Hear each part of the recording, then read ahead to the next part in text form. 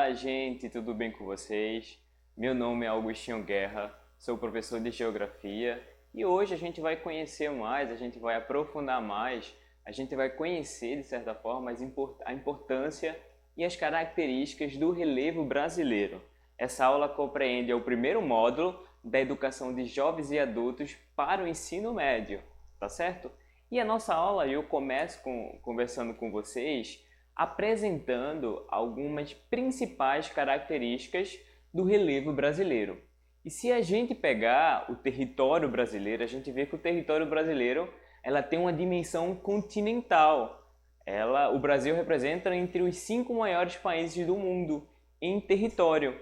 E compreender as características de um país gigantesco é bem complexo, tá bem? Mas eu trouxe para vocês alguns pontos, alguns tópicos que é importante a gente conhecer sobre as características do nosso relevo. Bom, primeiro, o relevo brasileiro ocorre numa estrutura geológica antiga, tá, gente? Existe sempre um equívoco por boa parte da ciência em afirmar que o relevo brasileiro é um relevo antigo. Gente, não, né? Quando a gente fala do relevo antigo, a gente está se referindo à estrutura geológica antiga, que é datada por essa era geológica do pré-cambriano. Então, desde a era geológica do pré-cambriano, o relevo brasileiro vem se constituindo, ele vem se alterando, ele vem se modificando. Por isso que é considerado que a estrutura brasileira, a estrutura geológica brasileira, é bastante erodida. Por quê, professor? Os fatores exógenos, que são, por exemplo, a chuva, os ventos, a temperatura, o calor, interferem, modificam o relevo constantemente. Então, por exemplo, se a gente imaginar da era geológica do pré-cambriano até atual, até os dias atuais, o relevo brasileiro ele vem se modificando constantemente, tá certo, gente? E com isso, a gente vai ter o relevo com a estrutura entre médio e baixa altitude, por essas questões que a gente acabou de falar, né?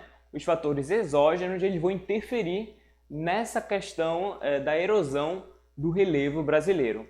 Para vocês terem noção, o ponto mais alto do Brasil, que fica no estado do Amazonas, que é o Pico da Neblina que vocês estão visualizando aí na tela, ele tem 2.995 metros de altitude. Então, o relevo brasileiro a gente não consegue atingir, por exemplo, altitudes de 3.000 metros. Então, essa característica que eu acabei de falar para vocês é um ponto importante para a gente compreender o nosso relevo, tá certo? Outro ponto também, né, como a gente aponta da característica do relevo brasileiro, é o predomínio do tipo de relevo planalto, tá? Plano e com altitude um pouquinho elevada, depressões, tá? Principalmente pelo fator erosivo, e as planícies restritas. Quando a gente está falando das planícies restritas, gente, a gente está falando da planície costeira, que fica na costa do brasileiro, no litoral brasileiro, e sobretudo também áreas de lagos e rios. Mas como o Brasil a gente tem poucos lagos, as planícies elas correm geralmente próximo aos rios e no litoral brasileiro. Então são esses três predomínios principais dos tipos de relevo que a gente tem no nosso país. Fechado? E aí eu trouxe para vocês como a geografia, como a ciência classificou os relevos brasileiros. Então eu trouxe aqui três grandes estudiosos da geografia, tá? Haroldo de Azevedo, ele foi o primeiro estudioso, o primeiro geógrafo a estudar, classificar, buscar classificar o relevo brasileiro. Em 1949, Haroldo de Azevedo ele construiu esse estudo e ele utilizou como característica a altimetria, tá, gente? Então, o fator altimetria, a altitude, foi um ponto que Haroldo de Azevedo utilizou para classificar o relevo brasileiro.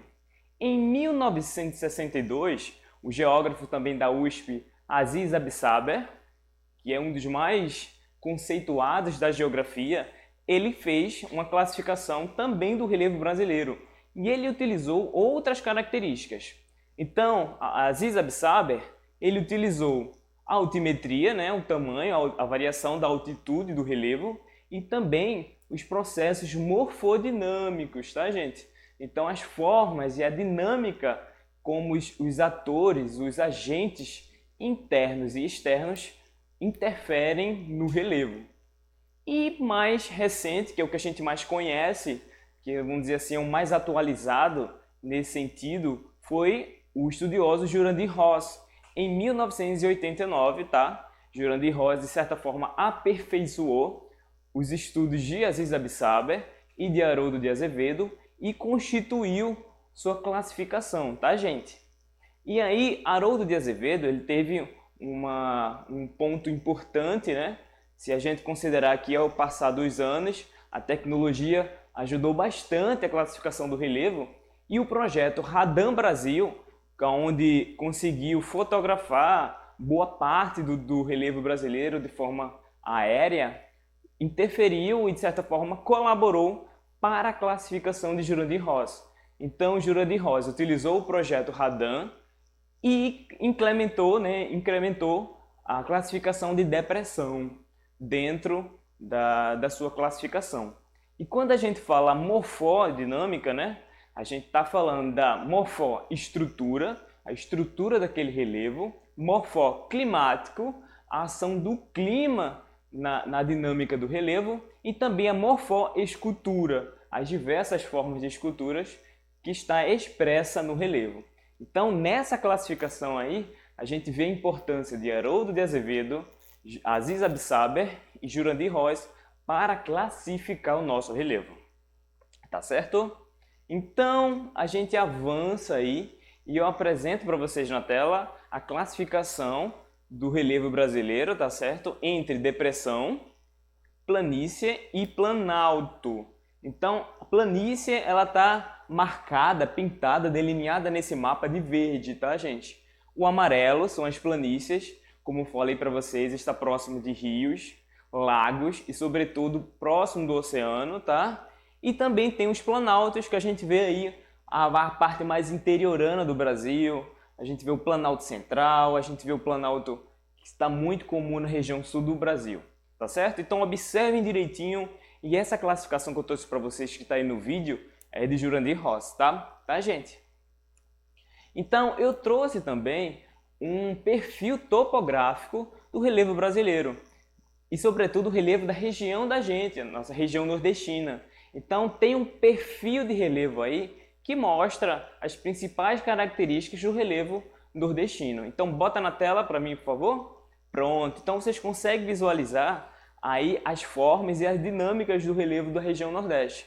Esse perfil ele vai do nosso litoral, no litoral do Recife, até o Rio Parnaíba, já próximo do Piauí e Maranhão. Então a gente consegue perceber a ação das planícies costeiras próximo do oceano. A gente vê a formação de planalto, sobretudo o planalto da Borborema, né, que fica próximo aqui da nossa região, entre Gravatá, passa por Caruaru, e ela abaixa, vamos dizer assim, finaliza no nosso perfil na cidade de Arco Verde, e de Arco Verde é que começa a depressão sertaneja, e isso vai atingir até o médio e baixo São Francisco, ali próximo de Petrolina, Petrolândia.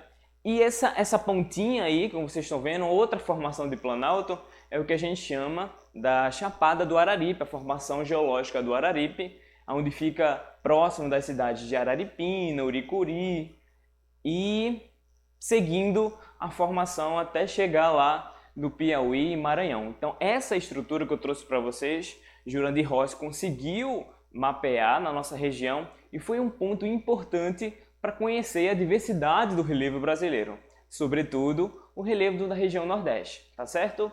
E eu trouxe também outro mapa que mostra a questão da altitude e a influência dessa altitude no relevo do nosso estado. Então, por exemplo, a tonalidade mais azul, ela mostra que a altitude é próxima ao nível do mar e pode chegar até 30 metros. Então, se você vê toda a região litorânea, próximo aqui do Grande Recife, zona da Mata Norte, zona da Mata Sul, ela tem uma altitude entre zero, próximo ao nível do mar, e pode atingir 40 a 50 metros de altitude.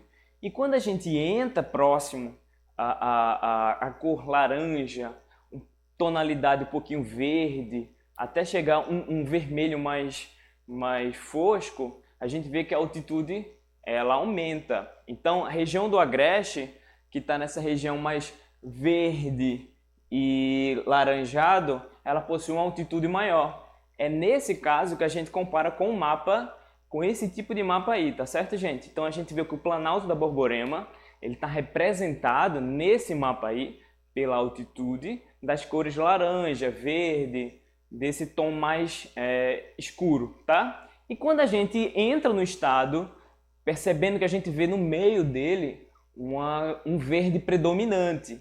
E esse verde predominante a gente aponta que é a depressão sertaneja, que como mostra aí nessa imagem que vocês estão vendo.